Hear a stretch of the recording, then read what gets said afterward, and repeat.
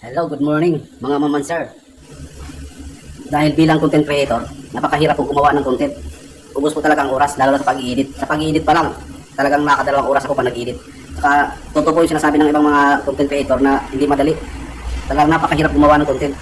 Kaya ginawa ko to para malaman na iba na yung pagtatago ko ng kunting halaga, ibukal ko sa ikaluban. Bilang pasasalamat ko na ako ay na-monetize. Dahil ang tagal po kinintay, ang hirap po kumuha ng subscriber ngayon at 4,000 watts hour. Napakahirap po gawin yan. Kaya pasalamat ko po na ganun po ang nangyari. Nagiging tinanggap po ako ni YPP. Yung YPP po, yun po yung YouTube partner program. Napakahirap po niya mag-apply. Kaya malaking pasalamat ko.